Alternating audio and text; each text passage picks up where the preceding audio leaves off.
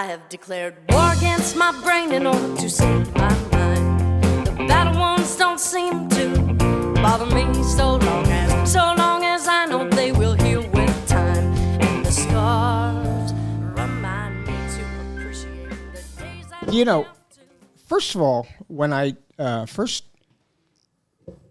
you very graciously agreed to come on and talk to me, and I really, really thank you very much for it. For somebody who has worked as much as you have and are still working, I'm really thankful that you came on. But I wanted to get this.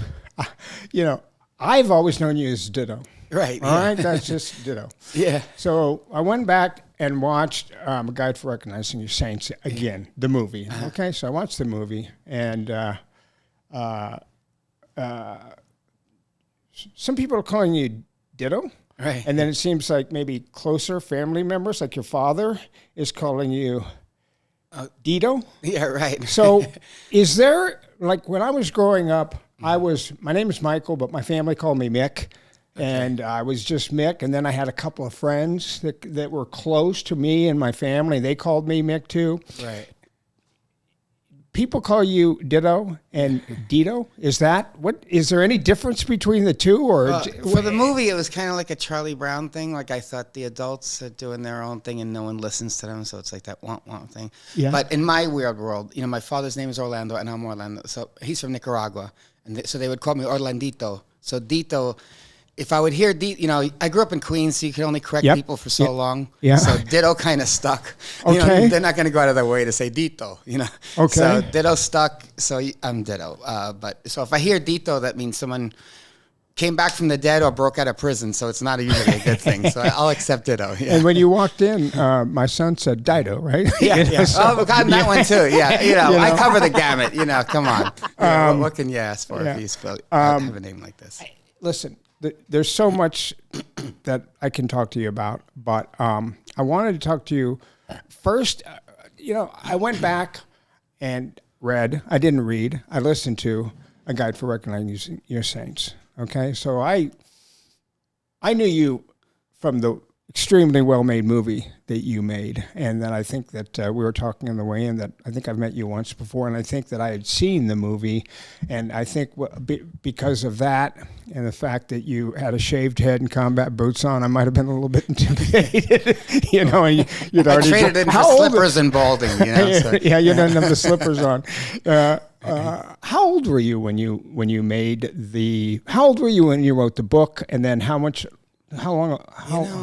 It was such a weird thing. I try to do the math, and sometimes okay, I'm the same way. I mean, I started writing on napkins like everybody. You know, like just little dumb ideas, thinking. At about what age?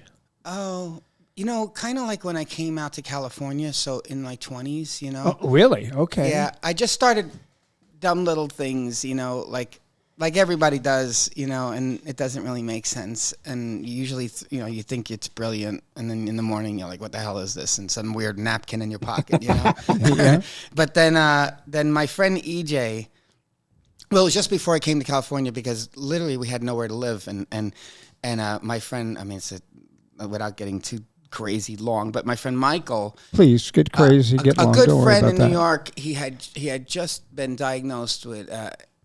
Full-blown AIDS at the time, and he moved. He went to a rehab place. So he said, "You can stay at my place for a month." So I had a place to live for a month In L.A. in New York. New York, okay. And then my friend Eddie, he had nowhere to go either. So he stayed with me, and he gave me a notebook, and he says, "You keep writing your crap on little napkins. Here's a notebook, and you could write it in here." Okay. And I just kept this little weird, not a diary, but just I had a book called The Picture Book of Saints since I'm a little kid. Okay. I'm not a great reader. So, Me neither. Yeah, I liked that there was a picture of a saint and a paragraph of how they became a saint, and that was it. So it was perfect for my thinking. So there's a picture and a quick story, and then you went on to the next one. So I thought, okay, so I started messing around, and I had a picture of a friend, Antonio. And I put his picture, and it took up half a page. So I only had a half a page to fill up, and I told a quick version of what he meant to me, I guess, you know? Yes. And then I got to about 10 pages in, and I remember thinking, how long are books, and luckily I looked at a book that was 200 pages, so it wasn't War and Peace, Yes. And I said, okay, 10 pages, I'm a 20th of the way there. And so that was my thinking of this idea to maybe have a book, just more like a reporter for people I ran into and things that made Like, a what difference. is it, David Diaz? Was it, Oh, the news guy. Wow, David Diaz. Come on. All right. So listen, I was going to get to that, but David Diaz is just said, tell the story about you. That's in the book about you. She stands. I found it pretty hysterical. You standing around next to him while he's doing the broadcast, and your uncle or whatever's doing the. Oh, right. Well, you mean? Gosh, this is going way back. Yeah, I know, David but it's Diaz. in your Well, book. yeah, So I'm gosh, hopefully I haven't read that thing. I can It's too remind you. long. I can If you tell the remind story me, for I you. think they were doing a news thing, and we were sneaking on the background with a dead body, right? Yes. That's when we were little kids. Yes. Yeah. Yes. Yeah. And well, and in the book, you kind of describe the fact that your uncle was out there with a VHS recorder and recorded you. I think either that or your family saw you on the newscast, and every year, my family would bring out like the projection of us playing football, us at Pikes Peak, and this is something that your family used to bring out and comment on you, even though you're standing next to a dead body 3 feet away. Well, it's on the news, which is huge, But of course, I wasn't on the news. I was watching, news reporters like this, But yeah, but we weren't that fancy that we had a VHS. We had a VHS, at home where you hit the recording. They were like, "He's going to be on the news at 4:00 or whatever." Okay, so it was the news. It was the news. Yeah. It was the news. I looked for it and I couldn't find it. Oh, wow, but that would be great. I did find out that David Diaz, who is the broadcaster you're talking about, it's not on this page. He won 72 Emmys. Yeah. 72 Emmys. I mean, that's a big like, deal. Clearly. Clearly. The Emmys have never even glanced in my direction. 72. Yeah, that's a big number. Yeah. Hey, it is. Well, good for David Diaz. Congratulations. Yes, congratulations, David. All right, so I there's so much I can talk to you about. I can talk to you about Robin Williams. I can talk to you about The Rock. I can talk about all the movies that you've done. I've talked about the movies that you did with. But I have snuck in the news a few times, so I'm excited to talk about that. Yeah. I'm also dressed one time. The best thing I've ever done, my most proud moments, was out here at the Halloween parade on Santa Monica Boulevard. I was dressed like Dracula with a giraffe head. I can't remember what I had. And so I'm in the background. And they asked me what I was, and I said, Dracula giraffe. So somewhere out there, there's me doing that. That's it. I'm very excited, but I've never found it, so yeah. Well, we'll get to you dressing up, and we'll get to you with your cowboy outfit with chaps. And all kinds of terrible things, yeah. During your modeling days. Oh, boy. Well, listen, you and I have nothing in common, other than we know Jennifer. That's right. That's what we have in common, and I'm a giant fan, man. Well, thank you, and me too, and that's certainly why you're here. But we don't. I grew up in sort of very normal situation, and you're from the time you were 8 until you left New York City. What a effing crazy time that you describe in the book. I mean, it's just absolutely stunning. What's the name of the book? A Guide to Recognizing Your Saints. By the way, did anybody ever try to get you to change the name of that book? Or when you made the movie, did anybody ever try to get you to change the name? You would understand that, yeah. It's so big. Where are we Well, going to put all these letters? Yeah. But, I was really lucky. I mean, that whole trip was nuts. And the producer was Trudy Styler, who's, with Sting. And so I had the good fortune that they want to make movies to make a great film. I know everyone does, of course, but they really only care about that. So they didn't bug me in the ways that I've now learned other things can come into it, where that name is too long and too odd. I think she embraced that whole idea. So I was very lucky to get surrounded by good people for that movie. Well, we'll get to that. I want to ask you because you brought up Sting. Mm-hmm. Sting gets a credit Yeah. in your movie. I think you talk about him once. I think maybe you mentioned him once in the book. Why does he get a credit? Because, why does he get a credit in your movie? Well, okay, it's a crazy, ridiculous story that I was working at Elias, a place in Santa Monica, mainly because the guy who owned it said I could have a job and I could live at the studio if I came out to California. That's how I ended up here. Okay. So I could live at a studio and work at it and have a job and a place to live that I knew they had free Snapple. So that was exciting. And Robert Downey at the time was making a record there, coming in and out. And I knew Robert just in passing, wow, And it's this whole, crazy thing. Me and the editor that I've worked with for 7 movies, he worked in the dub room with me, Jake Pushinsky. Okay. And we used to just hang there and mess around with iMovie because it was free, cutting weird things and, whatever. Okay, and, all right. So, this is how it all ends up with Sting and everybody. It's such a crazy, convoluted, weird world. But me and Jake would start messing with. My friend would call from prison, collect, of course. So the secretary at the front would accept it. And not being very scrupulous, I would record him on a DAT, our conversations we had a DAT player, and I'd record our conversations. And we put it into iMovie, and we'd start messing around with cutting the sounds with some music into weird. They did mainly commercials there and like Leprechaun 3. Yes. So fun things like that we were messing I was with up for that. Oh, it was great. Well, it sure helped me out.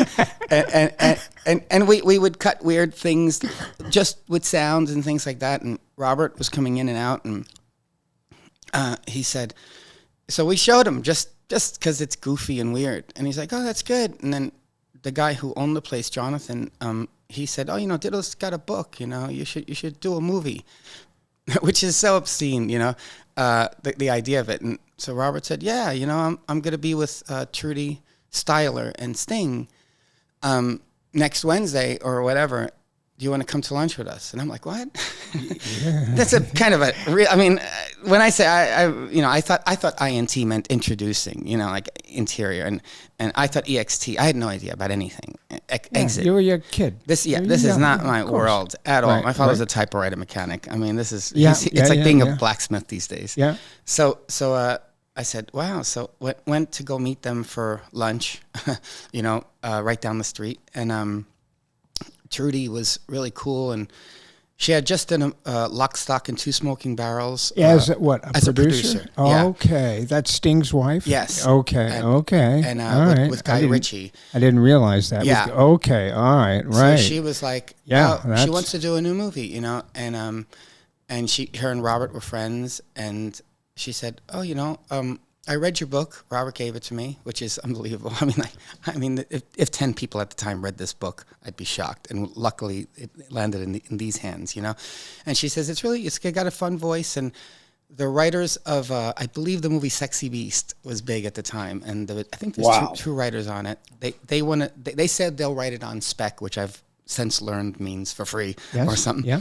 And I said, oh wow, and this is so much information, And she said, oh, I said, oh, maybe I can get a shot at writing it. And she says, oh, yeah, well, they're going to write, they're not available for 8 weeks, but then they're going to jump in. And if we don't like what they do, you can do it, And I thought, oh, I'll never get a shot, So I went back and I called my friend Ray, my friend since kindergarten. I still speak to him every day. Right. And he's like, what, are you crazy? Just let them have it. This is unbelievable.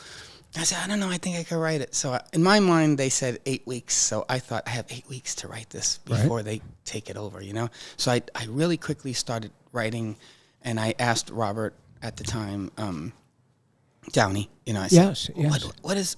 I got a script called United States of Leland because I knew Trudy liked it. She had mentioned it in our meeting. Okay. Oh, it was a great script called United States of Leland, which I think Ryan Gosling made the movie. Okay. So I got a copy of that script. on the old place on Hollywood Boulevard that sold scripts. I don't know if it's still there, but it used to sell scripts. So I went there and I bought it. This is early internet where you couldn't find a script.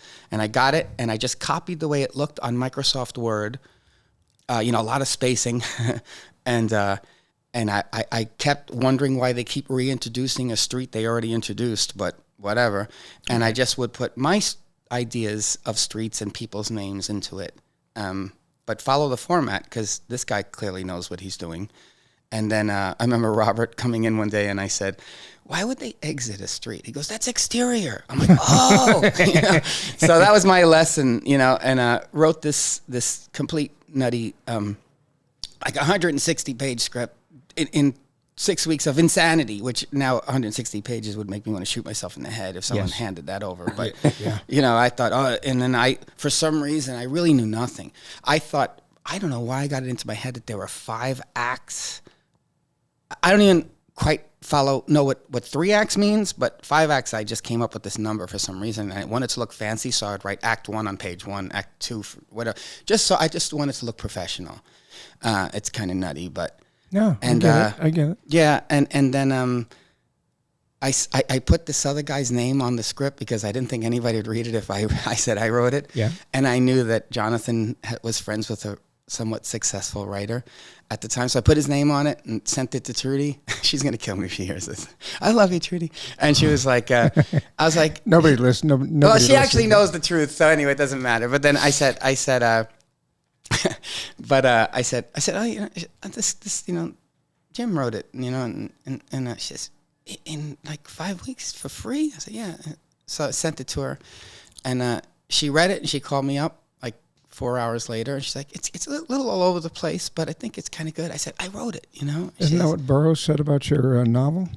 Oh, Allen Ginsberg, yeah. Or Ginsberg, he right? He did. And I threw that damn letter out. I'm such an idiot. I mean, Fuck really, you. because I was mad. I was mad. Yeah, of course. I was like, how ridiculous. I get it. Yeah. I'm like sorry. me, Allen Ginsberg, this is in the garbage. I'll show you. Horrible. It's so dumb. I would kill Go for eat it. an egg with the Yes. fucking shell on it. Anyway, I interrupted you. Go ahead. No. So then she said, so long story short, she had this guy named Alex Francis who worked at her company, and he's, I guess what you would call like a script doctor, or, Yes. He's such a really smart mind with scripts, and I sure didn't have one. I just was like raw, throwing ideas out there all over the place. And he basically said, okay, I like what you're doing, but so she says, you're going to hang with him for a while, and he's going to kind of help you out. And he basically threw my entire script in the garbage can, which tortured me. But then wrote this, got to write it, and then and then Wait, what was his name? Or his what name is is it? Alex Francis. Okay, so this I wanted to ask you this, and you've sort of answered the question. Sure. When I read your book, the book is this thought and that thought and this thought and this thought and that thought, and I enjoy it. It's not traditional. There's no story per se. It's just a bunch of stories about your life, and so I couldn't for the life of me figure out how you could, because everybody's got a screenplay. Everybody's writing screenplays. They're all over the place, and I couldn't for the life of me figure out how you wrote A Guide to Recognizing Your Saints, the screenplay, with all of those characters and conflicts and family and a beginning, a middle, and an end, and it just, I'm like, how does somebody do that without some help? And you're basically saying that you had somebody. I had help everywhere, every corner of the world. I mean, I could not have been more lucky, and like, it's like one of those moments that everything comes together for somebody, that you can't. If I had dreamt of this, it may not have ever happened, but it was not in my dreams. It was just. To me, life has always been about, like, how do I survive, Yes. More like, yes. If I took the test my father would make me take the sanitation test, the friggin'. What's the sanitation test? Like to be a garbage man, Okay, yeah, okay, and a token booth clerk, which was like, and then and they called me, and I'm like, no, and he's like, this is great, 20 years you stay in a booth and then you retire. I'm like, that sounds horrible, And I mean, look, and luckily, this is a horrible story, but luckily, like the week I got called to be a token booth clerk, some guy got burnt to death inside a token booth, and I said, "You see? Yeah, that's what happens." So that guy, he gave his burnt life for me is horrible, but anyway, but yeah, so yeah, but writing it, I got help from everywhere, man. Like, because that crazy script that I originally wrote, that's like 150 pages, yes, got passed around as things can happen in Los Angeles Okay. and this crazy world. You know, when these things come together, I don't know how it works. And this woman had given it, I got a phone call at Elias one day because I had my phone number on it. I had Elias' number because I thought that sounds more professional. And I got Michelle Satter, who runs Sundance Labs, called me there and said, "Hey, you know, we got your script." And I hadn't applied, you know. Someone passed it on to her. And, you know, and I said, "Well, what is it?" She says, "Sundance Labs." And I said, you know, I know I didn't make the movie yet because I'd heard of Sundance Festival, but I didn't know about the labs. yeah, Okay. okay. Which is a great thing. I'm just learning about for it writers. now, but go ahead. Yeah. It's like a Wonkaville, man, for like writers and directors, and they bring you there for free and pay for you, and you know they bring 8 writers or 10 writers a year. And I said, "Well, how much does this cost?" And I thought it was like a Learning Annex scam, you know, and she's like, "It's free," and I'm like, "Well, where is it?" And she's like, "In Utah." And I'm like, "How am I going to get to Utah?" "Oh, we fly you there." And I'm like, "I'll call you back," which is insane. And then I had seen Robert, you know, you don't have usually the luck of being able to ask like an actor like that, or, you know, get to know you or something, you know, when I'm just some guy here. Yes. And I said,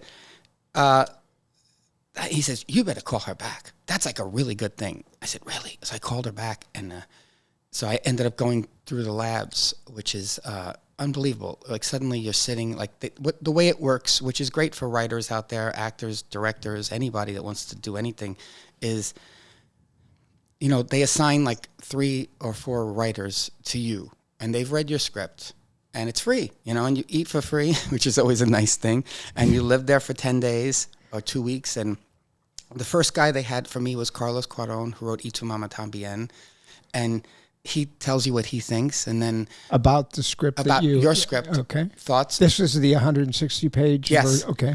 And then This is before the movie is made. before the movie. Okay. And what's incredible is you're not allowed to write when you're there. You can't bring a computer. You can't do anything. You have to just suck it all in. And then when you leave, whatever resonates with you, that's your thing. Wow. And I also had Frank Pearson, who I loved, who wrote Dog Day Afternoon. Yeah. Oh yeah, wow. Cool Hand Luke. And it's funny Yeah. because I had heard he's really mean, you know, everyone, because you're there with the other 9 writers from all over the world that are there. So one guy, he got to meet Frank before I did. I said, "What's Frank like?" And he said, "Well, he said to me, 'Tell me about your script. I don't understand it.' And the guy said, 'It's a dark comedy.' He goes, 'We got 2 problems. It's not dark and it's not funny. And there's a football game on today, so I could be of no help to you.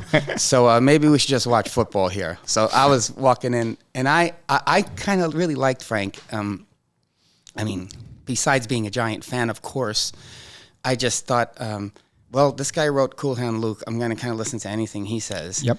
And the first thing he said was, "Look, you got some interesting stuff here, but you got a real problem. You know, you got this father. He's like, he's a sociopath. He has no feelings, and people are gonna hate this guy. So you got to get rid of that character." And I'm like, "Oh my God," you know, which is not.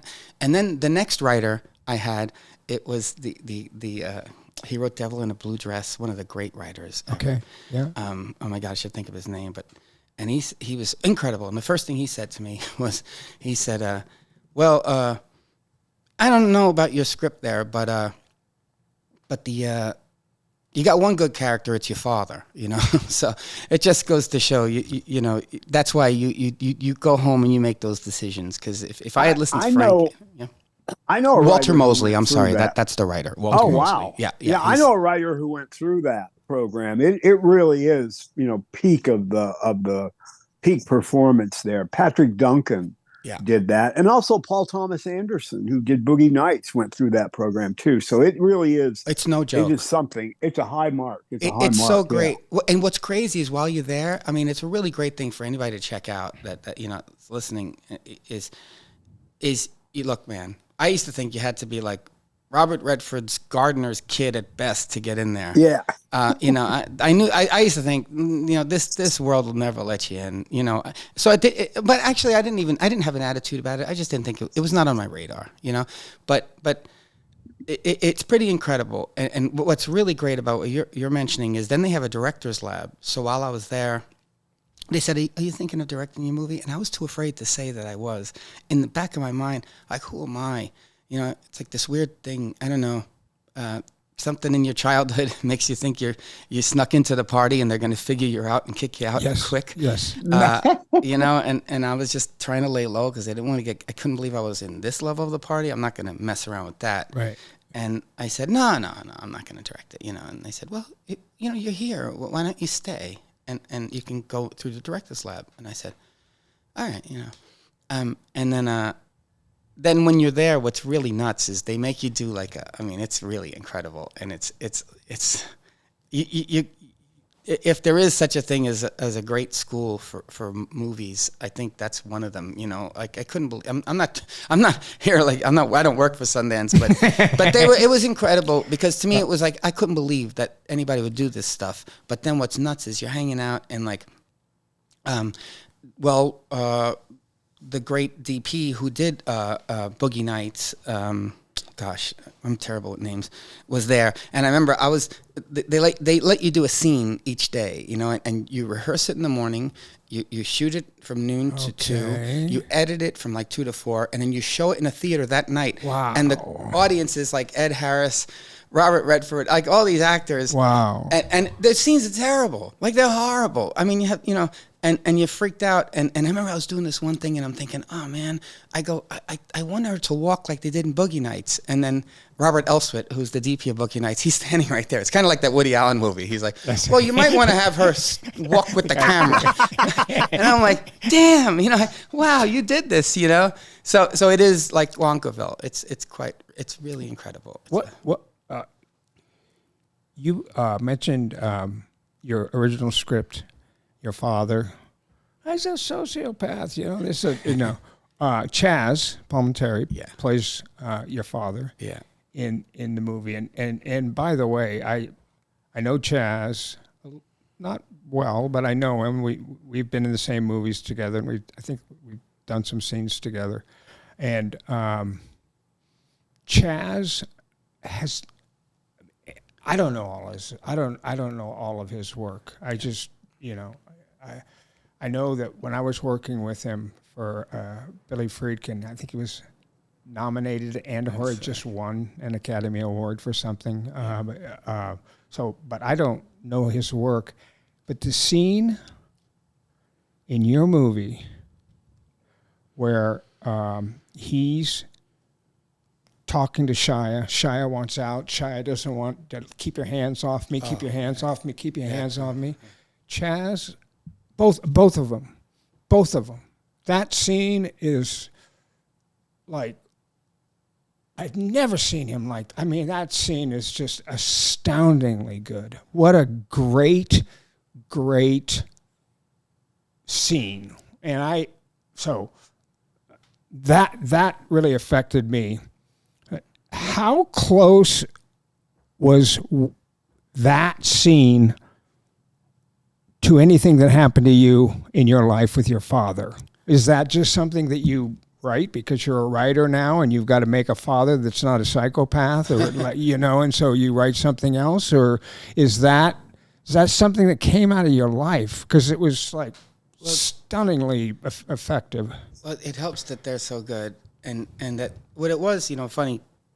Because that scene, you know, similar to meeting with Walter Mosley and Frank Pearson, you know, Chazz came up to me that day, and I mean, he's about as generous a human being as you can ask for. I mean, just a good man, you know.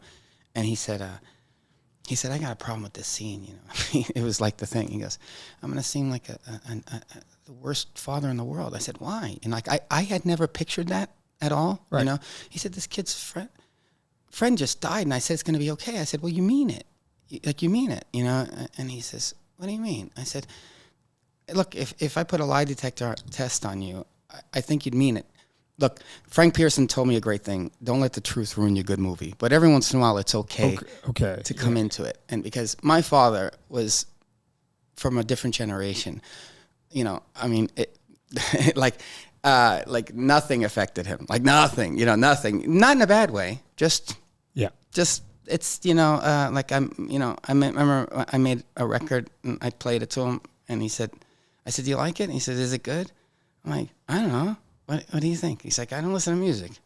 He wasn't being mean. He just he just didn't get it, So I think when I said that to Chazz, he said, oh, wait, give me a couple of minutes to think about this, And then he said, okay, I think I get it, And then Shia came up to me and says, I might hit him in the scene. I said, all right, well, I got 2 cameras. It's the only day I have 2 cameras. If you're going to hit Chazz, he's a pretty big guy. And so I said, all right, whatever you got to do.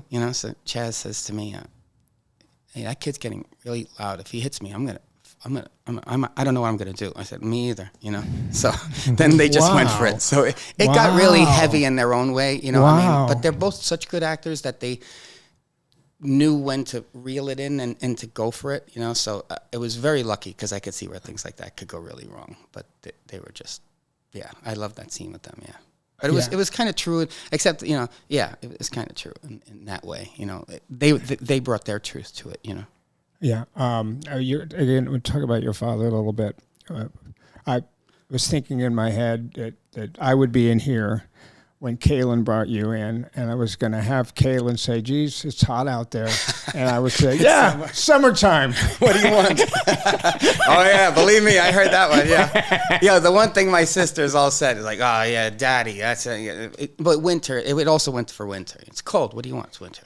This was seasonal. Look, the leaves are falling off the tree. It's fall. What do you want? You want them to stay on?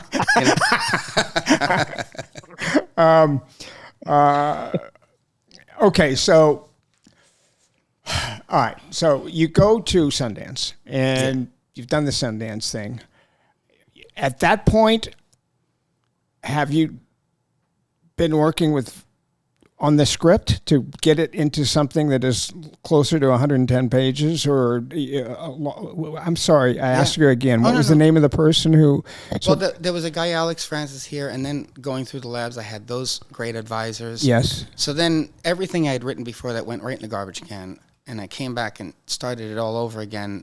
And again, Frank Pearson, who I was connected with probably the most, I liked his way of.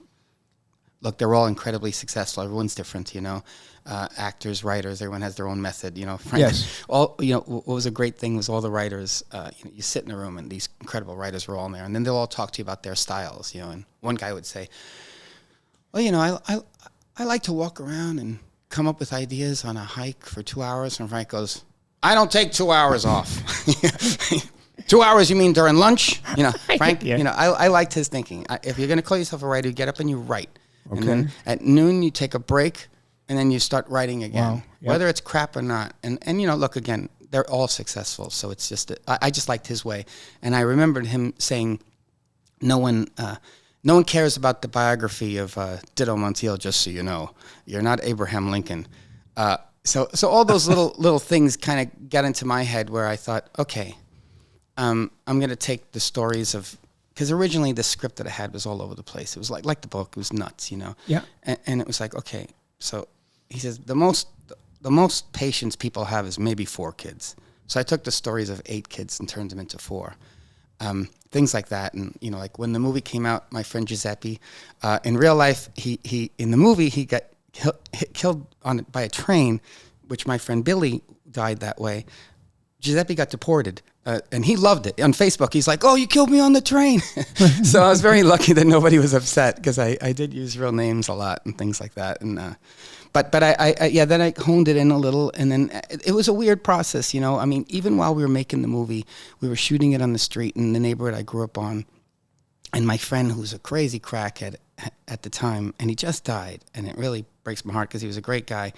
And I knew when he was a little kid, he was like younger, and he's walking by while we're filming, and in a total daze, he walks right onto the set, whatever. I'm on my corner, and he's like, Ditto, my mother, she's so fat, and she's, and she You're tries to take it, hide. right? She tries to hide behind these little poles. When she sees me, mother not supposed to do that. Right. And I thought, oh, that's a really good line. So then that night I wrote that into the character Nerf, and then the real Nerf, who's my good friend, he's hanging out, and he's like, "Why'd you turn that guy into me? I'm not a crackhead." Yeah. So I was living parallel, crazy, weird realities of doing taking anything I could here. Jennifer spoke to me in the past and recently about the fact that, like the movie opens, actually, it's Robert Downey doing, what do you call it when you go to book soup? And like a reading type thing. A reading. And you guys, was your book out of the gate? Like, was it some big hit? No. It was not. Okay. But did you and Robert go around to places like Book Soup and have him read that? We did. Yes. Which is nuts. I can't, Yes. Well, yes. even the opening of the movie, what's really nuts is the opening of the movie,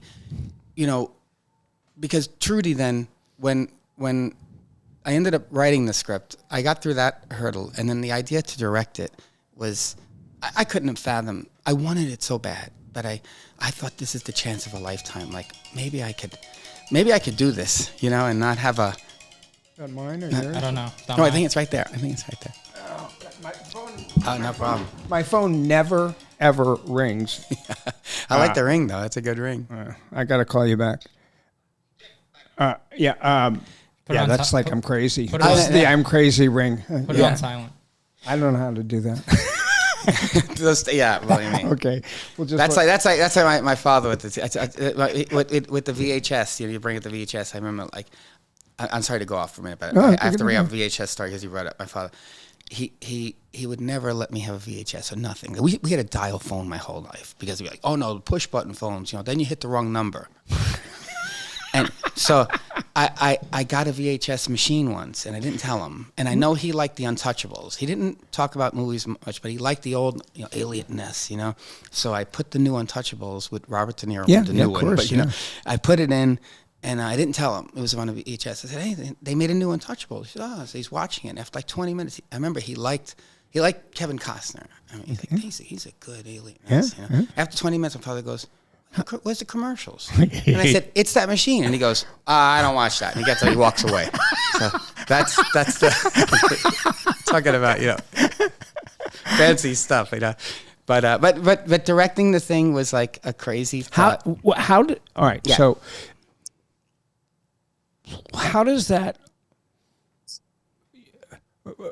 I'm guessing that Robert, it sounds to me like he was always behind you. Yeah. He was like, and at the time he's a movie star, and how do you get that movie made? Is it that you have a script that you ended up shooting, and I'm sure it changed while you were shooting it in pre and stuff like that, and maybe rehearsals, but how does that movie get put together, and who puts that together for you? And how does that, with you directing? Yeah, totally insane. It makes no sense, and it keeps getting weirder because the thing was this, this. Remember, so I'd been doing these little shorts, but when I say shorts, I mean like me and Jake in an edit double room making My Friend from Prison mixed with Leprechaun 3, like Insanity. and I remember we got to like a 5-minute short, and I was like, how long are movies? It's back to that again. 100 minutes, okay, we're 20th of the way there, I said, maybe we can do it. But then when Robert came into the picture, it's like, wait a second, now this is like a real person. It's not me and my friends, You had a script that Robert looked at? Well, Robert was the book. He was from the beginning, and I know. Yeah. At some point, is Robert saying, "Well, I'd like to make this movie with you," or was that just kind of all along? Or all along, he was really cool about it. Yeah. But and then the weird thing, and better than anyone, how this business can be so odd, right? Where it's like suddenly, because I went through the Sundance labs, there was a little badge suddenly on the movie where so it changed a little bit, where it was like, oh wow, this is like people are actually somewhat interested, because it's insane to make a movie, period. You know, it's nuts. You know, my friend says it's like a bunch of dreamers are going to get a couple $1 million to do something, open a business that we all know closes in 4 months. Good luck, you know. It's crazy, but because Sundance put a little badge on it, there was a little bit more, and you had Trudy, you know, so, and Sting and Robert, so there was like a little world that I kind of got into that was really odd, but I was like, there's something here, like I could do this as a job for now, you know. Like, to me, it's always like just anything I could do, you know. When I got my job at Elias, my plan in my head was to save enough money that I can go back to New York and get a hack license, because I couldn't even get a cab license, you know. I just wanted a job. So I thought, this is a possibility. And I thought, I think I can direct this thing. You know, I didn't know how to ask, you know. Going through the labs, and because I got to go through that bit, I felt like I had a little bit of a badge, but still scared. And I was putting it into Robert's head, like, maybe it's your idea. And then one day he says, why don't you direct it? And I said, I don't know, you know. Like, he said the magic words that you've been waiting for. I couldn't believe, you know. Yeah. And then I said, I don't know. Trudy'd never go for it. And he says, I don't know. Let me give her a call. So Trudy calls me up and says, well, now Mr. Downey thinks you can direct this. And I said, look, Trudy, I swear I think I can. I know it sounds crazy. She goes, you didn't know what I&T meant last month. And she's right. You know, I didn't. And I know it's crazy, you know. But I thought, give me a shot, you know. And she gave me a shot that no one would ever get. It was one of those moments, right? And she said, Robert said he'll do a short with you. It's got to be 7 minutes long, and I want it to feel like the film. And if I like it, you got the shot. You can't ask for a better. So she was able to finance it for you, or there's she no was money. What? She said, she's like, you figure out how to do everything else for free. You can figure out how to do this for free. The movie? No, a 7-minute short. Okay, go ahead. So Robert, I went to a music rehearsal studio in Hollywood called Swing House. It was $15 an hour. I rented it out for 4 hours at $60. And Robert came in and had him read from a book, like Lenny Bruce. I love the movie Lenny. Yeah, I know sure. Yeah, great movie, Dustin Hoffman. So I had him. Bob Fosse, is that right, Jim? Bob Fosse, yes, absolutely, Bob Fosse for sure. Incredible. Yeah. Go ahead. So Robert just sat up there and read. I didn't know what I was going to do with it, but I thought it looked good. My friend had a camera out here, Chad Cooperman, out in the valley. He brought a camera down and we shot it, and then I had a wind-up camera that I got from I think they use them for car crashes, like some little junky camera. And I didn't realize that when you're filming, if I'm looking at you, it's filming over here. So we filmed on a train in New York. I was trying to film this dirt spot idea and kept missing it. Yeah, I know it from the movie. Go ahead. Yeah, of course. So filmed that, and then I got a bunch of kids together in New York. My friend Antonio's younger brother, I said, bring down all your crazy friends and let's shoot them hanging around and just doing whatever. This is for the 8 minutes? Yeah. Okay. So shot them just acting nuts and whatever. Oh, okay. And then all right.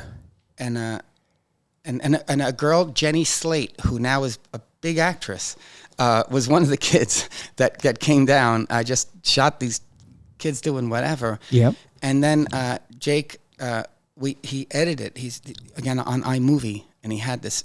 You know, he's got that rhythm. You know, like editing is like drumming. Like you're born a drummer. You know, and he had a really great rhythm to it. And I thought, and they liked it, and they said, okay, this fellow good. Jake edited it for you, and you okay. Yeah, we were in the dub room together. Yeah, of course. So we did it together, but he's got this rhythm to it, and he knew how to hit the buttons. Has he gone on to? Oh yeah, he did all my movies. Okay, wonderful. And now he's like working on like all kinds of big documentaries. Wonderful, yeah. Which documentary editing is no joke. That's some madness, So we made this 7-minute short, and I thought she said 8.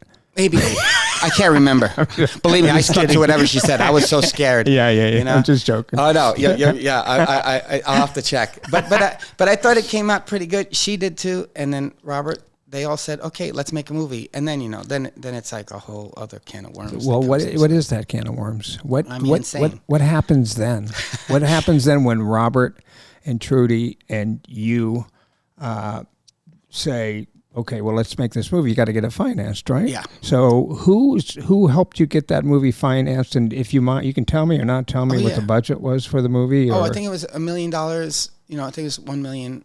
I don't know the exact number, but okay. And again, look, in movie land, $1 million, people say it as if it's nothing.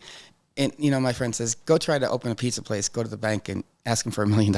Yeah. It's a lot of money, you know, and it was way more than anything I imagined. Do you remember how many days that it took to shoot that? We shot it in, I think, 18 days. 18 days. Oh my god! But it was nuts because maybe 19. I can't remember. Okay. But what's nuts, you know, Robert was getting married on a Saturday, and we shot him like Monday, Tuesday, and Wednesday. I mean, it's nuts. And then, you know, all the other actors were like, you know, I mean, I wanted to, you know, I was in love with the movie, the Brazilian film about the photographer. It was all non-actors, and I had this idea that I'm going to do it all non-actors. Right, you know, yeah. that sounds like great. You know, a non-director, non-editor, non-actors. Let's go crazy. And I thought it'd be great. And then Shia LaBeouf wanted to do the movie, and I said, "Oh, I don't know. You know, who's that? You know, Even Stevens. I don't know. You know." And he put himself on a VHS tape, and I said, "Man," and I had this thought in my head. Oh no, I got these kids in New York that I know that never acted before. They're gonna be great. Yeah. And Shia did this audition, and I said, "Oh wow, this guy's pretty good," you know. And then, I mean, the actors that started showing up to it, you know, Channing Tatum, you know, he wasn't the guy I wrote was impossible to love. That's what good. Not the best That's looking what good guy. actors Yeah, do. and suddenly this male model from Alabama shows up, but he had this thing, felt like, and he was not as he is now a huge actor. He was still a great guy, but you know, and he had this in my mind like this sort of mice and men. He'd break you, and he didn't mean to, and he's trying to fix you. And I thought, it comes across brilliantly in the movie. So what he did. Had he worked as an actor? I think he just did one little movie. I can't remember the movie, and then he was doing a lot of dancing on set because he was getting ready for Step Up. And I remember thinking, "What are you doing? I didn't know you could dance." And it turns out he's pretty damn good dancer and actor and a great guy too. So you've done 3 movies with him, or 4, yeah, but three, right? And it was nuts. And then, you know, I still had this girl in New York. I loved her, and she's just messed up. I saw her on the train, you know, and I said, "Listen, I'm not trying to be a weirdo, but I'm really doing a movie. I'm going to give you my number. Have your mother call me." She goes, "I don't need my mother to call you." So I was like, "Okay." And I loved her. And then I said to Trudy, "I have this great girl for Laurie." And she says, "Oh, we just got a call. Rosario Dawson is going to play the older version." I said, "Oh, but this is a white girl." No, not anymore. And I said, "Okay." We got Rosario Dawson. Rosario. You're not messing with that. And she was right. And then we ended up with Melanie Diaz, who's freaking, it was just like this lucky thing. And that crazy girl on the train, she ends up being in the movie too. She played someone else, and it was just, you know, and then Chazz and Diane Wiest. I mean, it's just like a really nutty time. And Eric Roberts, who I'm such a fan, you know, like, oh my God, you know, Pope of Greenwich Village, are you kidding me? Well, You know? let me ask you this, because Eric scheduled to do this with us, and Eric did King of the Gypsies. Then he did Pope, before Pope. And He did the Runaway one with Train, Sissy Spacek, Raggedy Man. And then he did Runaway Star Train, 80. okay? He did 4 fucking movies, and he was phenomenal King of the World. in all of them. 4 phenomenal. And Star 80, right? And Star 80. And Star 80. Bob Fosse movie. Yeah. He did a Bob Fosse movie. Yeah, and Star 80. Yeah, which is Star incredible. 80, yeah. You know what, Ditto? None of them, not one of those movies made any money. Really? Yeah, really. That always blows Pope- my mind. I know. None Pope of Greenwich of them. Village? They all lost money. And it's some of his finest work. And I know he plays the older Antonio. Yeah. In your movie, so obviously you know him. Have you worked with his daughter too? Yeah. Emma, That's yeah. What did you work with her? A movie called Empire State. Yeah, I love Oh yeah, Emma. yeah. Emma's That's great. right. That's right. So, but it was amazing to me that because he's my age, he's born in the same year, and so I watched him.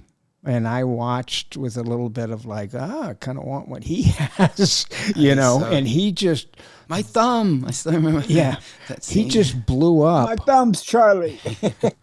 He just blew up.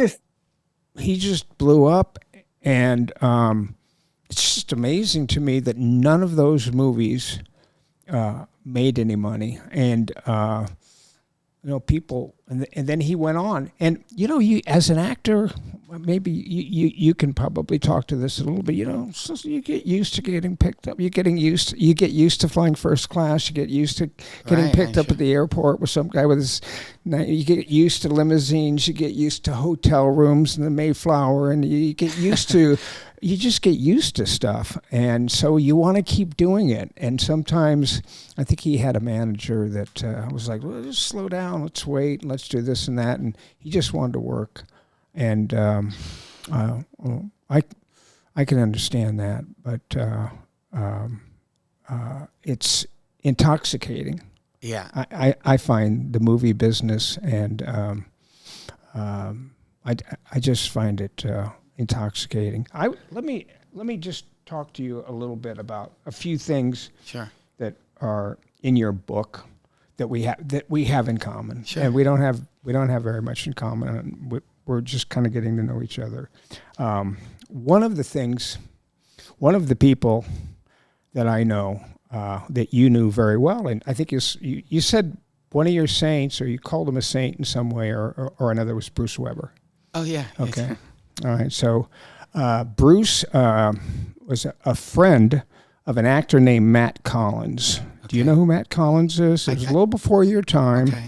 About 20 years younger than me, but he was the model, the guy who turned out that you were jealous of in your book. I was jealous of everybody. Well, no, but a model who turned out to be maybe Attila.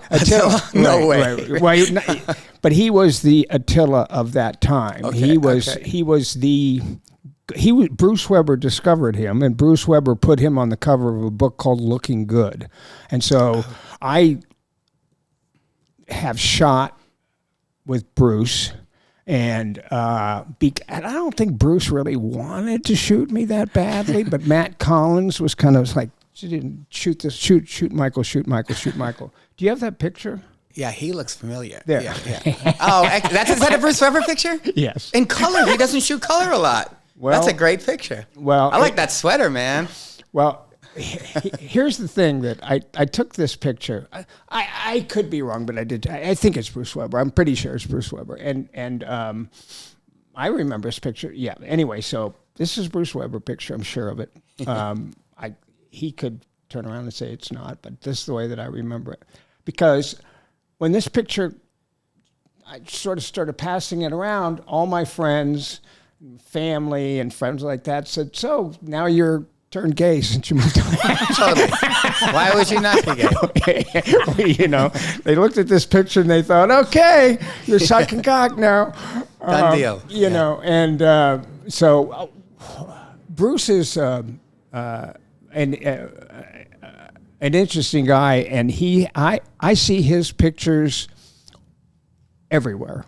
Yeah, I see his pictures everywhere. So we have that in common, and I also you talk about Brooke Shields at some point in your book. You're sort of like well, that movie, that Cassavetes movie, they shot it in my neighborhood with Brooke Shields. Yeah. What is she's it? like walking down.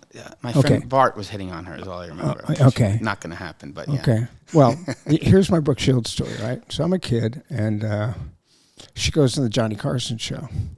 Johnny Carson says to her, do you have any boyfriends? She must have been 18 or 19, maybe something like 20. Well, I don't have any boyfriend, but I saw this movie, The Terminator, and I really like this guy, Michael Biehn. Okay, she says this in the Johnny Carson show. So that's got to be really weird. Oh, yeah. well, weird. Well, I'm sure you got a lot of that. No, not quite like, and not at that time in my Brooke life. Shields this is before. Brooke yeah. Shields was like, oh my God, this is the greatest. Like I was like, and of course there's no internet, but a few people called me, and I'm talking to my parents about it and loving it. So cut to like 2 years later, and I'm at the Improv, the bar, the comedy place, and she walks in. And I'd probably had a couple of drinks, and I was just all over that. No. Just all over that, and just scared the fucking shit out of her, man. And she went running out the door. That was it. The dream was over. Scared her to death. I think she stayed a virgin until she was 25 or something. That was not my kind of girl. Anyway, so I think those are the only two. Had you, by the way, seen Kids? Had you seen the movie Kids before you did your movie? Had you seen Rosario? I think that's her introducing Rosario Dawson. I worked with Rosario on Mandalorian, and I don't know what she was like then, but what a beautiful, wonderful soul. She's I a good love person. her I absolutely love her to too. death. And another thing, she's the real deal. She is really the real deal. And that scene that she's got with Robert Downey towards the end of the movie, at first she's like, "Hi, how you doing? I got to get my baby back to eat and everything." But when she starts telling him that whatever, you're the Shia's character, Robert's character, that he needs to man up.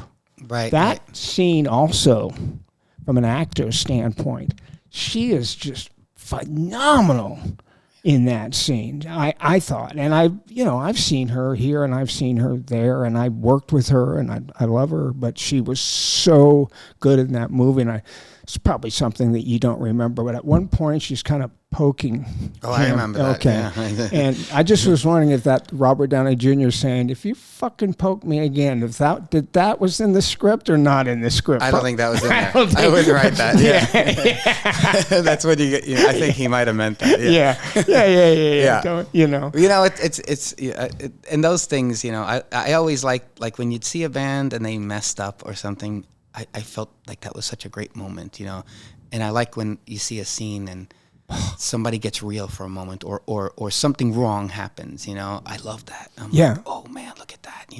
I feel like I just caught something I wasn't supposed to see. You did. You caught it there and I saw it and it affected me in a way of like, that was real. And your first instinct, at least mine, my first instinct is always to think that's wrong.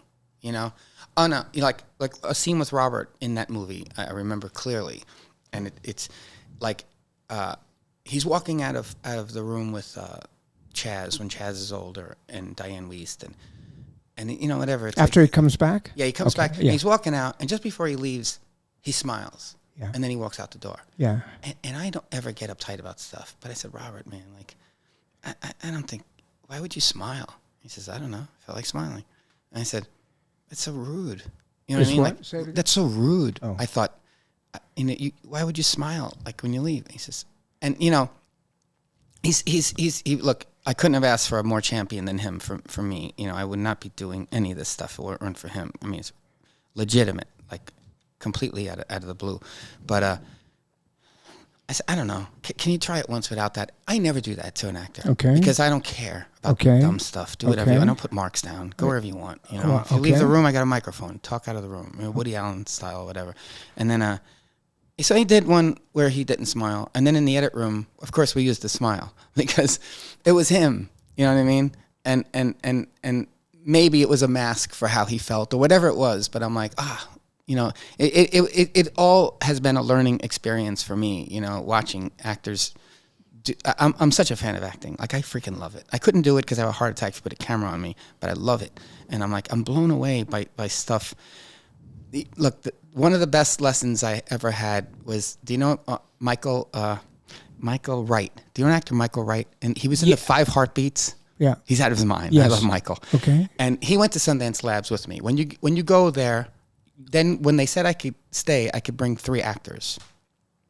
One of the other directors, we never did anything at the time, brought Philip Seymour Hoffman. Wow. So everybody had these big actors, and Philip Seymour Hoffman played Nerf for one scene for me. Really? Because you're shooting him in the morning, and it's like a real incredible community.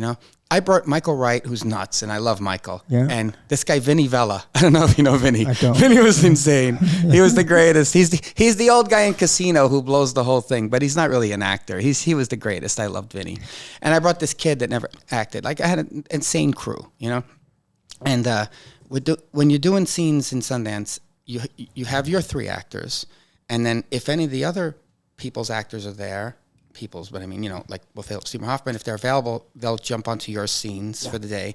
Or you pick from the local actors, which is why if you're a local actor or an actor that wants to just be part of something pretty cool, you show up to Utah when this is happening, and in the morning they bring 10 local actors out. So there's one guy, his name was Charlie, and he was like 6'8", so he's the only guy left, and they're like, Charlie's gonna do this scene with you, and it's the scene where they meet in prison, like in Saints with Eric Roberts. Yes. And I'm thinking, Michael's a black guy, and Michael talks like this, Yeah. and he's gonna meet this big guy, and I'm thinking of like the old Richard Pryor movie, like Stir Crazy, where like the big giant 6'8" white guy walks in, and I'm like, this is gonna be a comedy. This is gonna be horrible, And Charlie comes out, and we're doing the scene, and it was such a learning experience for me because Charlie was like, he talks like this, He's really good. And Michael talks like this too, and I'm like, oh my God, this is hell, This is terrible. And then I said, I don't know, and I'm trying to do every bad trick in the book that I heard the people talking about. I'm like, why don't you talk loud enough that I can hear you on the other side of the room? I'm standing on the other side of the room. He's still talking like this. So Michael comes over to me and he goes, the problem with him is he's a really big guy. He wants to be little. Let him be little. And then they did the scene, and he did it so beautiful. And I never forget, as much as I love the scene with Eric Roberts and Robert, which is, I love it, and it's great. I never forget the way Charlie and Michael Wright did it, because it was so quiet and so intimate and beautiful, completely contrary to anything I thought. I thought, this is terrible, and then I looked at it, I said, oh wow, maybe I could learn something, So it's always exciting to me when something happens, like a poke or someone slips, or And some actors don't like that, It's such a different can of worms always, I don't have to tell you, It's always like Robin Williams. As much as you think he wants to play around, very serious, very serious about where he stops and wants to know where I'm picking up my thing. I'd be like, really? Well, I really like that movie. Boulevard. I loved making that movie. I don't think that you can go wrong with Robin Williams. Can't. Jim, Yes. tell Ditto about the first time we saw Robin Williams. Well, it's interesting that you, Ditto, made a movie with Robin Williams at the end of his career, and Michael and I had an encounter with Robin at the very beginning. Michael, early in his career, had a manager who also managed a couple of comedians, and he took us to a club, an improv club, so small it was on top of a grocery store on the corner of Santa Monica Boulevard and Crescent Heights, or Fairfax, called Off the Wall. And it was, it was a very funny performance. We went a couple of weeks later, and we went backstage, and one of the performers said, yeah, it was a good show tonight, but Robin wasn't here. He's shooting an episode of Happy Days. Oh, wow. And that was the beginning of Robin Williams' career. And then, of course, he exploded right after that. And you could tell by watching. Thanks, Jim. You can tell by watching. You could tell by watching that improv that there was. Well, improv something different about that guy. Yeah, something like Yeah. wildly brilliant about that guy. And of course, at the time, you're not thinking, "Oh, this guy he was like a force of nature." The real deal. In oh my gosh. doing improv. Yeah.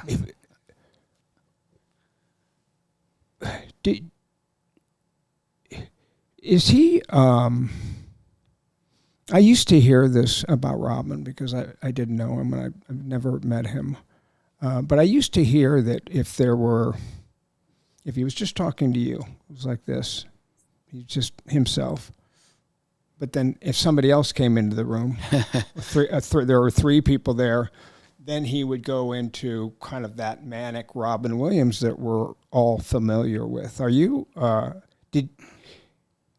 tell me your experience with working, because basically what you guys were doing was just such a, I don't want to say solemn, but it was such a realistic look at a man who was hiding from himself and from, and you know what, Ditto, I mean, these days, being gay, it's just like, when I was coming up, like, no, that's, 50 years ago or whatever, but you're like nobody.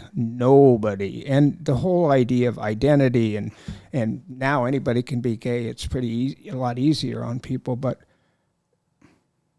what was that movie became a go movie when Robin? Did you write it? No, you did not. A guy named Douglas wrote it about his life. Okay, very close to his life. He was married to a woman and came out in his 60s. Wow. And I thought, okay, I don't think anyone on earth is going to want to see this, but because it was. I love it because it was just a day in life. It was just a to me it was a love story that didn't work. That's all. I could care less about the gay aspect of it or the non-gay aspect of it. I'm sure there's huge things about that, but to me it was just. I read it. I thought of my parents. I always selfishly try to put my life into something so I can understand it. My mother came up at a time where she couldn't be, I think, the woman that she could be today, just a different generation. And she had a resentment towards my father. I love that story. I'm sorry to interrupt. I love that story where you're walking around New York. It's like some weird, odd place in New York, and you run into your mother in New York. What are you doing? What are you doing? She loved to walk. Ahead. She would go to Coney Island every Sunday, and if you know and walk from Coney Island, Brooklyn to Astoria, Queens, which is insane. Like it's you walk from the bottom of Brooklyn to the top of Brooklyn, over the Brooklyn Bridge, from the bottom of Manhattan to Midtown Manhattan, over that bridge, and it was just that's her world. But the movie that was written. All right, so. You read the script, or you read it was a script. Yeah. You read the script, and at that point you go like, oh, I like this. I would like to do this. This is something that I'm interested in doing. I wonder how I get this made. I had heard Robin was interested in it. So you knew that. I knew he was interested in it. So of course, right away, that's exciting, right? And and then I read it and I said, oh, I loved that it was just a day in the life. Like it was a non-story, a marriage that didn't work. That's all I thought it was. The other stuff didn't matter to me. And then, Robin was like a trip because he's Robin. Yeah. Okay. Well, and a love story that didn't work, a marriage that didn't work. Yeah. Everybody's got a different interpretation of the movie. You directed it, so your interpretation is probably a little bit more valid than mine. But, I looked at it as a guy who had been suppressing something in his life, his entire life, and was finally able to, we found that day or that week of his life where he was able to go, I just can't do this anymore. I can't live this way anymore. And there's that. So you heard that Robin was interested in doing it? Yeah. Go ahead. Take it from there. He was interested. So of course I read it in 1 second, Yeah. And I thought, oh wow, I love films that are just a day in the life, like in my mind. Okay, it's somewhat mundane, solemn. It is what it is. It's a quiet movie, And I thought, oh boy, he's gonna be good in this, I just thought, wow, this will be a really great film to make with him, So I got to meet him, and it's like one of those things, where I'm like, the weird thing about him is, every generation grew up loving a different version of him.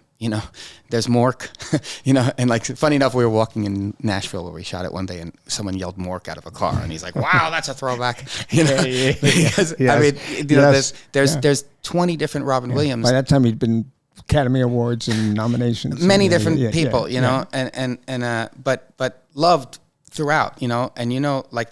No matter how great or big an actor can be, they're not always loved. Like this guy's loved from beginning to end. He plays lovable people and decent people or interesting, characters. Yes. So he's never gone to the other side. He has, but either way, I couldn't believe. So I said, "Oh my God, this will be incredible," So, and we really connected on this one weird thing because originally at the end of the movie, he leaves his wife and he goes the way it was written initially. Played by, tell me a name. I can't. No, Kathy Baker plays Kathy the wife. Baker, of course. And he leaves her in the end, and he goes to a gay bar and has a great time, right? And I remember thinking, that doesn't seem right, And then I said to Robin, how do you feel about the ending? And he's like, I don't know, I guess I go to a gay bar and have a good time. And I said, so the writer was there too, and it's one of those weird things where it's his life, right?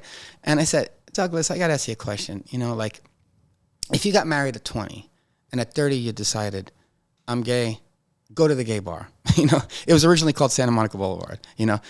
Go to Santa Monica Boulevard and go insane, have a good time. Yeah.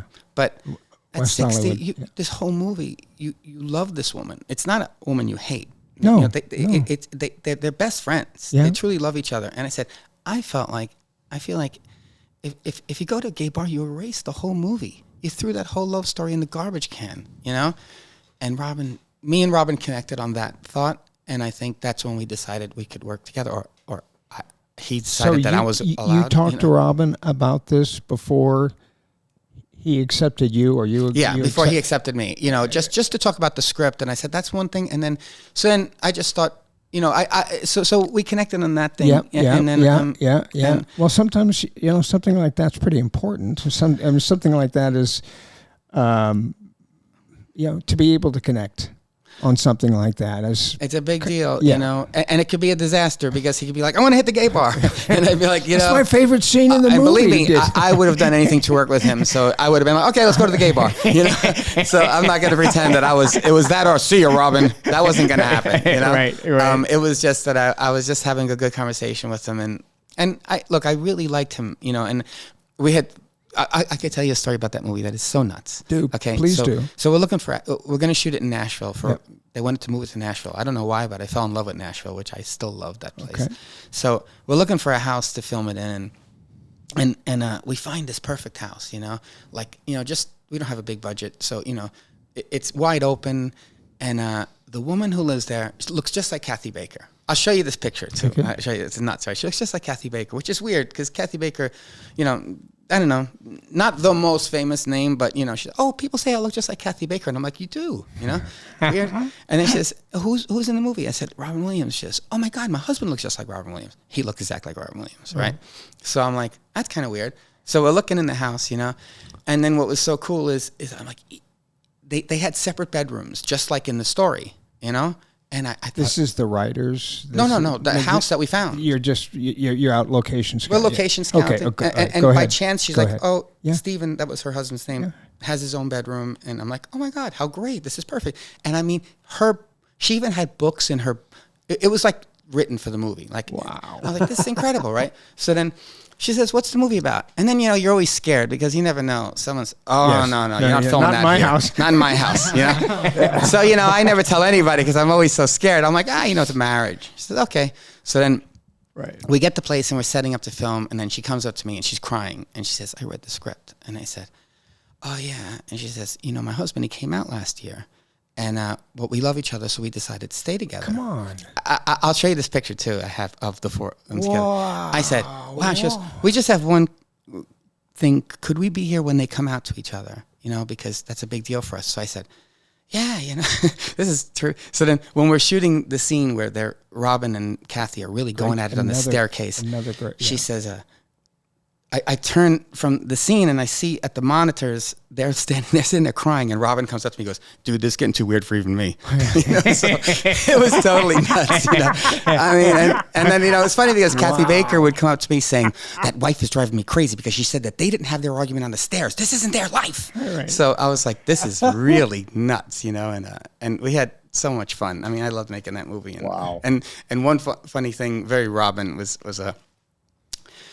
I can tell the story because what's funny is we did a Q&A thing in the theater once, and at the end of the movie it says, and thanks to Stephen and the wife for one of the and wife for one of the weirdest house, the location that you use, for one of the weirdest things, and someone said, What's the coincidence? And she was in the audience. She goes, I'll tell you. And she comes up and tells the story. So she's happy to tell. And so Robin comes up to me one day and he sees because the guy is clearly out. Like he's not like in the movie, that husband is out. Right. And so Robin says, Ditto, come here for a minute. And there's leather chaps in the, he goes, you think that would have been a giveaway? But he was, but as far as Robin, does he joke around a lot? What was funny is he Bob Odenkirk is in the movie, right? So these are two of the greatest comedians like ever, writers Yep, and everything. yep, So yep. they're coming back and they're joking. They'd never met before, so they're like, or they'd never done a movie together, and they're kind of joking. And I said, I'm like, and Robin would call me the fun police because the movie is so serious. I'd always be saying, this is not really funny, Oh, the fun police, here comes fun police, So I come over and he goes, uh-oh. And then I said, Robin, you were kind of out all night and kind of in a motel room. He goes, I've done the research, boss. So it was just a super joy to work with him. Like, wow. And I just loved him. And I remember my great memory, there's so many with him, but the last night that we were filming, we're shooting a scene where he's in the room and he hugs the young guy in the motel room. Yep. And they were supposed to make out, right? And I remember this great Frank Pearson story that I love this. And one of those nice things that you get to someone that such a great writer gets to stick in your ear. And he told me that when he wrote Dog Day Afternoon, that they had a scene where, we all know that movie, of course, where when Al Pacino comes out and his lover shows up, he was supposed to make out in that scene. They were supposed to make out with each other. And Al Pacino says, I'm not doing it. And he says, oh, yeah, you are. And Al Pacino says, no, not doing it. And according to Frank, and I remember this story because I love that movie and I like everyone involved. And he says, so we went and called Dustin Hoffman. We were going to replace him. And I said, wow. And so Al Pacino called up and says, what are you doing? That's my role. He says, well, you won't do the makeout scene. He goes, you didn't ask me why. And he's like, I don't know. I thought he was like homophobic or he doesn't want to do that. And he says, no, the cameras are everywhere. My wife is watching TV. She would see me. I would never do that. And he's like, that freaking Pacino. Wow. That's what. So when we were doing the scene, Robin and the kid, they were supposed to make out. And man, it was uncomfortable. It was not happening, And I thought of that story from Frank, and then we went to like lunch, as you know, at midnight they call it lunch. Yes. And I'm thinking, and Robin's like, we need to talk. The whole movie's working, and that scene's not working. He was so intense, and I'm thinking, he said, let's just take a walk, and we walked for like an hour in the middle of nowhere, and I'm thinking, this guy has won every award on earth. Yeah. Everyone loves him. Yeah. He's doing this little tiny movie with me, and he wants to talk about it at midnight in Nashville because he's got to get it right, And then we're talking, and I told him that story that Frank had told me, and he says, yeah, maybe I wouldn't kiss him. And I said, you're right. I said, just going into that motel room, that's such a big deal for this guy. He's never acted on anything, Yes. So we went back and did it, and I like that we didn't. And, some people ripped it up because they said, oh, you were afraid to go there. It's like, we weren't afraid to go there. The character wouldn't go there, That's the way I decided, But, Maybe if I were gay, I would have ran to a gay bar too, at the end. But this was the character that we had come up with, And but it was one of those things I just thought, what a generous guy, that he cared that much. It just really blew my mind that, But of course he did. You know what I mean? I guess it comes down to. Like you said, but of course he did. That's directors, writers, actors, artists, musicians. Of course they care. Yeah. And you forget up until their dying day they care. And as a fan, to me it's always like, I know you from movies, So like it takes like it's such a thing that I don't know. It's the party that I snuck into still, for me. I'm like, how am I hanging out at this weird party with Michael Biehn? Hopefully nobody figures it out. But I'm just, but you're right. I mean, because they're all artists. We're all artists, whatever. So, of course you care. But I guess someone that has done so many things, I thought, wow, he's hanging out with me at midnight, the last day of shooting in Nashville, to get one scene right. Okay. It's sort of in... when I say ours, I mean directors, I mean writers. It's just sort of in our DNA to try to get it right because we spend so much time, as you know, preparing, so much time waiting to get to do that one thing that really means something to us, which is a shot or a scene. We wait, like you were talking about with Robin Williams, Most people don't, I think, realize that when you're a director, it's a 14-hour, 15-hour day. Gotta be. It's just gotta be. And as an actor, a lot of times it's a 12-hour day. Yeah. The first 6 hours of that might be, you walking this way, then you walking that way. But the second half of that, might be a scene where all of a sudden you don't feel comfortable. There's just something. I hadn't planned on talking about it, but there's just something the way that you talked about Robin Williams.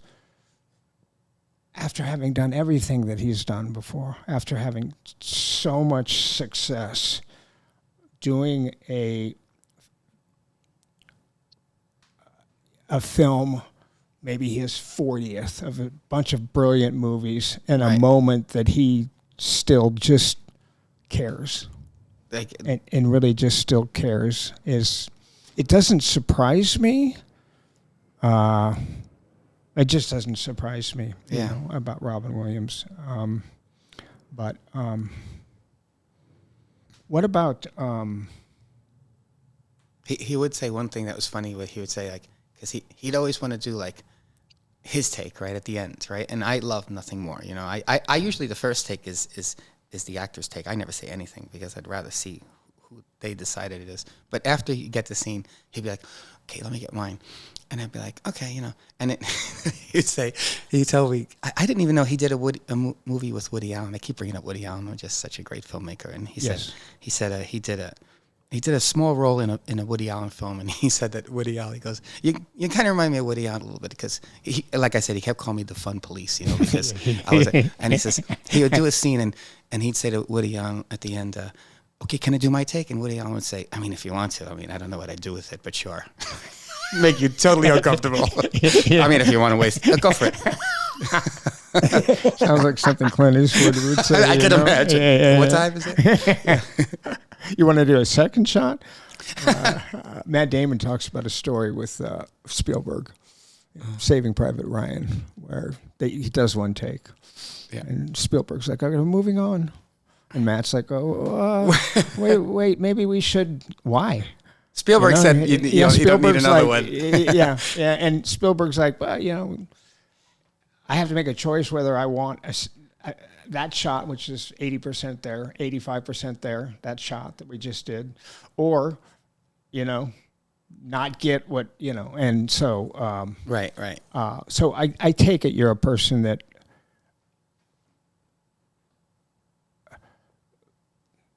you just don't do a bunch of takes. And I'm so interested. There's an actor out here named Roger Guenveur-Smith, and I love him. I'm just such a fan. He does a lot of one-man shows. What's his middle name? Roger Guenveur-Smith. Oh, Guenveur? Guenveur. Okay. Yeah. Okay. Oh, he's great. He goes back to Spike Lee's, Malcolm, But Roger, he will never. I've worked with him 6 times now. I just love, because that guy will never do the scene the same way twice. I don't think he's capable of it. He's freaking great. He will never do the scene twice, the same. And, every actor's great in different ways. He's great in that way. I don't know he's capable. He will not do it the same way. Wow. He'll do a mad version, a funny version. Wow. But they're all right. And I'd be like, I don't even know what the hell to do with this. But I get so greedy with him because I don't do a lot of takes. But with Roger, I'm like, Roger, I got it 6 ways. Can you do it again? Like, because I just want to watch it. I'm so blown away sometimes. I'm like, what are you going to do next, And so it's like, listen, I don't need another one, but if you want to, all right, he's there to play, so. But usually I would not do a lot of takes. Yeah, yeah. Some people like to play. So. Can you call Jen and find out how close she is to being here? I'll text her. Oh, text her. Oh, there he is. There's Roger. Yeah, he does a lot of, he writes a lot of great one-man shows, and yeah, there's always a bag of tricks he will bring to your movie. Let me, I usually have all of these. We didn't talk about Cherry Vanilla. Cherries. She lives in Palm Springs now. Yeah. You talk about Liza Minnelli. You remember your story about Liza Minnelli? I'm sure you have one. Do you? Well, I have one that's kind of similar to yours. It meant so much to me, and I think it was might have been after The Fan. It could have been after The Terminator. I don't know. But I was at a restaurant, and I was eating, and I was with a couple of friends, and she was there with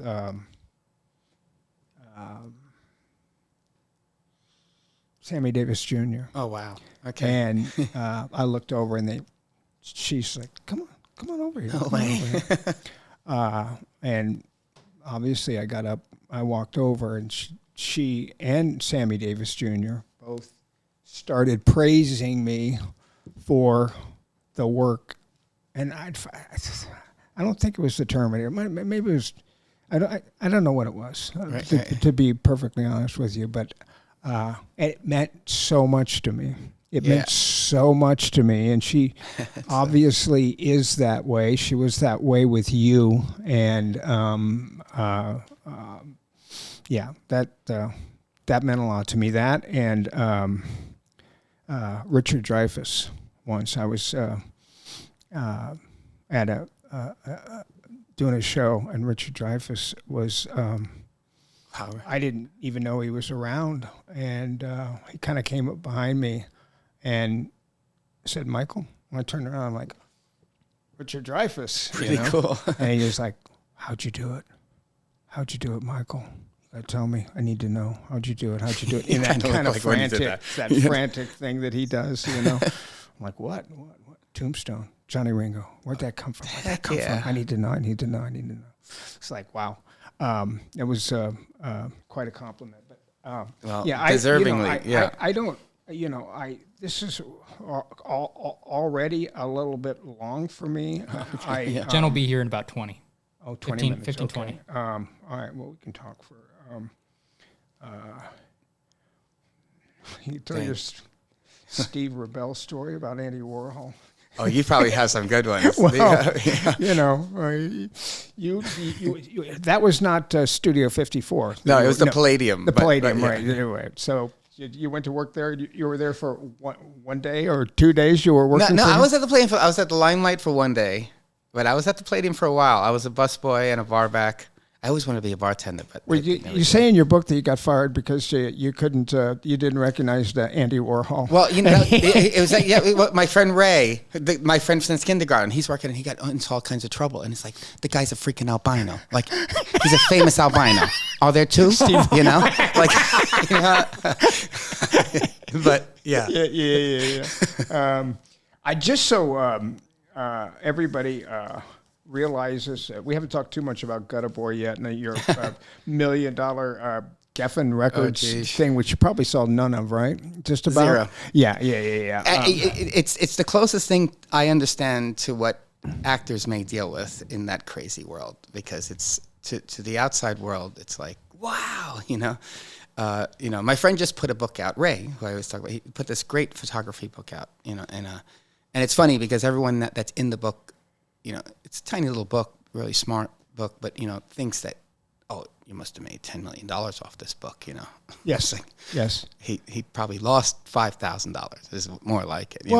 Talk to me just a little bit about Gutter Boy, because, first of all, did you write your songs? Are you doing covers? Were you writing songs? I would think that when I went on YouTube, I could only find the one video you guys it's so did. weird. That's the only thing that I could really find. Yeah. But I can remember, dude, what you looked like back then, and you were like, and you're still kind of like, but you were very attractive and very pumped up and strong. And I would have thought with you writing the music, you described in your book that you were too kind of crazy for David Geffen and David. First of all, what is it that they called you? The most successful unsuccessful band, or the most unsuccessful successful band that ever was? Unsuccessful is the right word in there. Yeah, it was just I came from when I was a little kid, and 14, 15. I learned to play guitar terribly, and I was in a hardcore band and. What was that called? I forgot. Major Conflict. And we were just terrible. And you were 14. 14 and then 15, yeah, okay, right? Okay. And then and because we weren't any good, you had to write your own songs because I could never figure out anyone else's songs. So, Okay. You know, so I mean, I wish I could, but I couldn't. You know, so There's a lot of them, Ditto, that are just 3 chords. You know. yeah, but it's still the way they move. It was just I needed my own thing because it was way too. And I can't remember all these words. You know, it's too much. You know. I mean, Sounds like me, man. Well, We're that's the talking thing to about the acting that director. blows my mind. Wait a I'm like, second. Cut that. We've already said that once. Yeah. oh, Anyway, go ahead. Yeah, no, Go. that stuff always blows my mind. But there's this little club in New York called the A7 Club, and my friend knew about it, and it's like this punk hardcore place to hang out. And everybody wrote their own songs and played, and we were terrible, and you just screamed about the dumbest lyrics on earth, and you could get on stage and play, and it was incredible. And I loved it so much, and you know, the words were probably like, you know, my mother, you know, whatever dumb thing you can come up with, but it got, at least the other guys in my neighborhood that I grew up with, they were trying to figure out a Led Zeppelin song for 5 years and perfect it, and they never played a show. I was playing that Friday, and we were terrible, but So I liked that about it, and we put out a 45, and it was so fun to record it, you know, at this little junky place in New York, and then then at like 17, I thought I was too old for punk rock, you know, so stupid, and then we started this band called Gutter Boy, and I thought, oh, I don't do that stuff anymore, and just trying to be melodic or whatever, which was nice, you know, but I was not talented enough really, and then. We had this moment that was just another one of those weird things that everything comes together. Bruce Weber photographed us with this guy, Lance Stadler, who's a great photographer. And we were in all these magazines suddenly in New York, and everyone thought we were like this boy band. And I don't give a damn. I'll ride any wave they gave me, you know. It beat the token booth. You say boy band. Didn't Ginsberg take some pictures of you Allen and the boys? Ginsberg? Oh, yeah. Oh, naked in his house. He said, you know, I said to Allen Ginsberg, I mean, you know, we're all smoking pot, and he says, I said, hey, Mr. Ginsberg, maybe why don't we all get naked and go into Macy's window on 34th Street and you take pictures? And he says, that might draw a little too much attention. Why don't we do it here? So I'm like, sure. So we all got naked and he took pictures. So, but then we got this weird buzz that happens once in a lifetime, and everybody thought we were this. All of a sudden, you were in.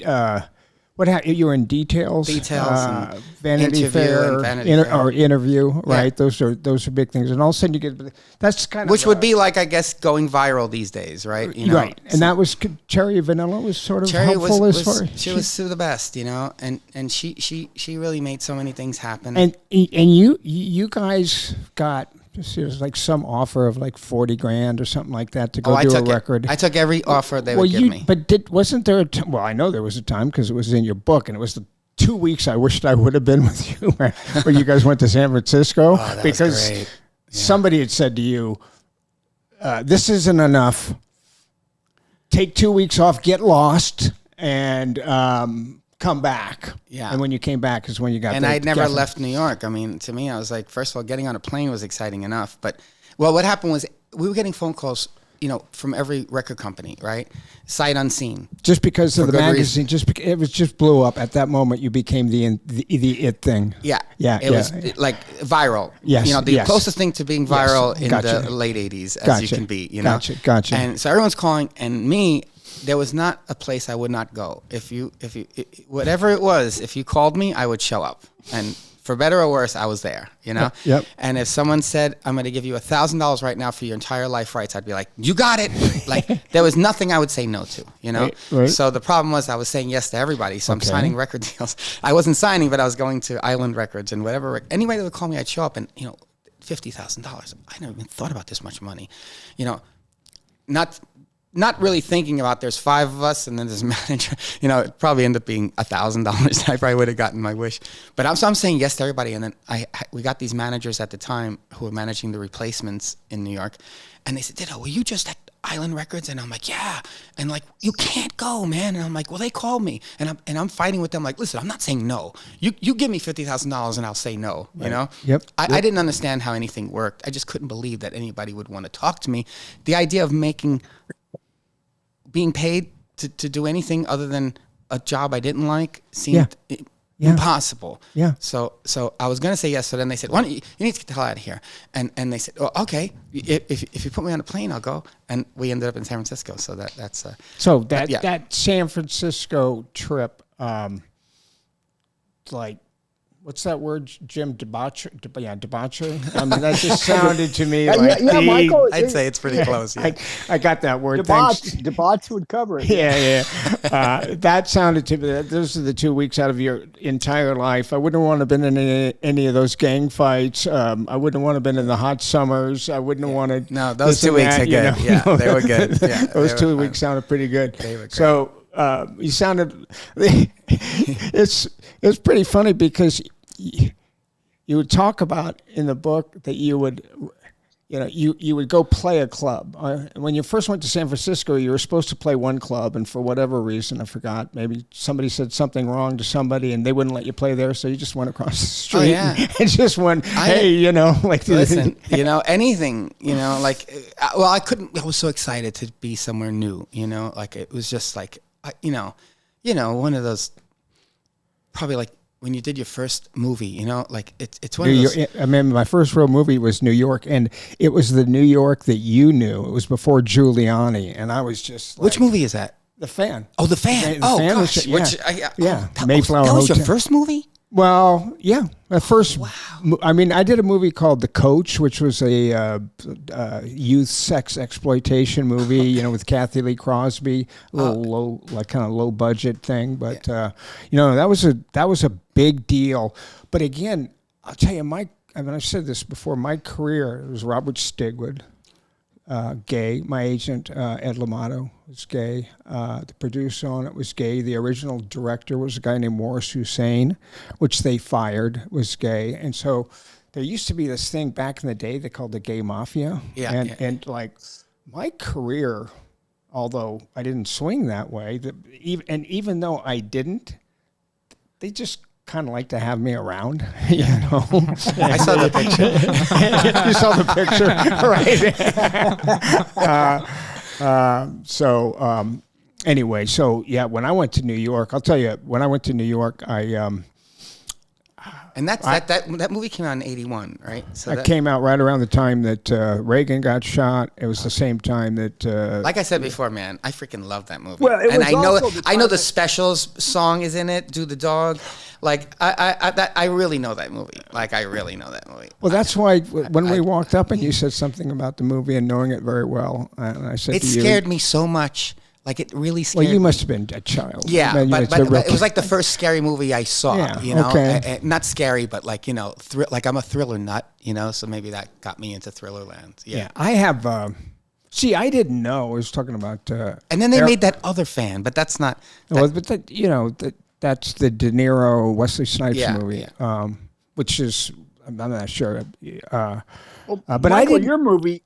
Go ahead. Your Jim. movie, The Fan, was about to be released when John Lennon got shot. Yeah, and that held up Lennon its was shot, release Reagan was shot, and somebody else was kind of shot by a fan. But that is, to be perfectly honest with you, I'm not a huge fan of Lauren Bacall in that movie or in life in general. I'd never ever worked with somebody that was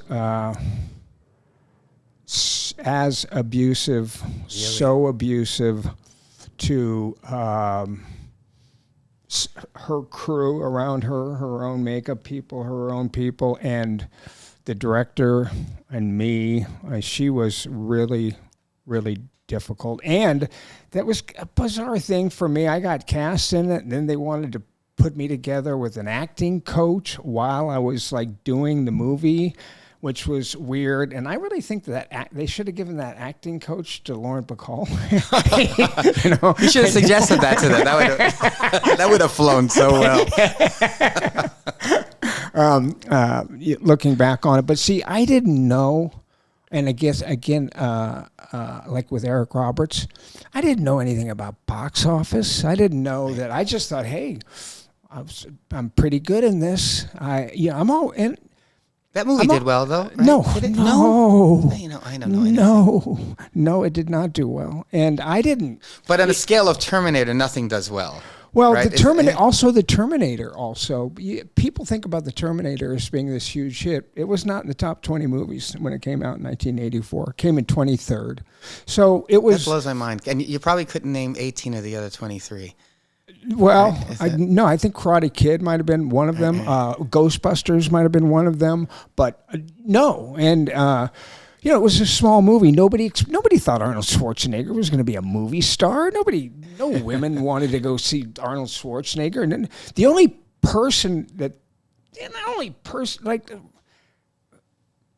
Arnold Schwarzenegger, coming from Austria and coming over here and being a movie star is like the most bizarre guy.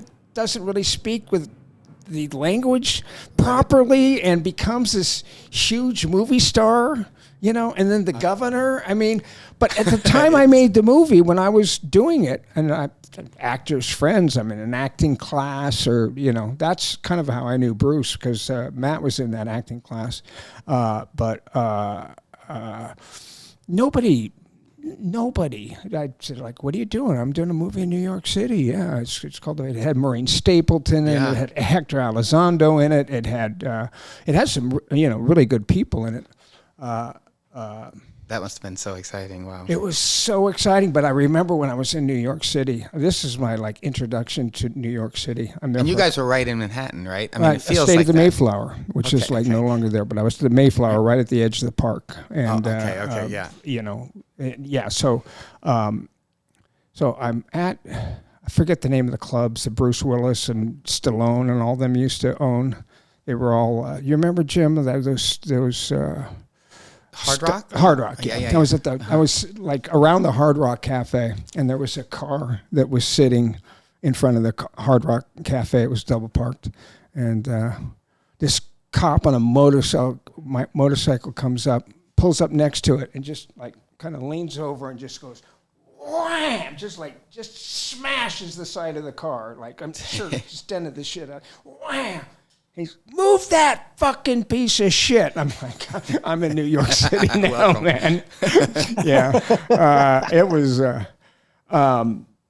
I think that Jennifer's going to come here soon. I think cool. I've had a lot of fun. They usually go about an hour 20 and we're at 141. Oh, so, again, I know you're doing big movies. I know you've done a lot of big movies that we didn't talk about, but and I know you will continue to work and thank you so much for coming on. This was really fun to this is super fun. Yeah. Hear it from the horse's mouth and thank you. Thank you, man. You kidding me? Oh, hopefully Jen will get here before you have to swing out. Okay, Jim, thank you. Yeah, it was the pictures great back to talk to you. Oh, thanks, man. Really, you too. It was really good to talk about the Sundance situation. I'm glad that topic came up. Yeah, it's definitely a good thing to look into. Sundance.org. Yeah. It's quite remarkable. Yeah. It's a trip and a half. Cool. All right, cool. Thank you, guys. Well, thank you, man. Thanks, Michael. And tell me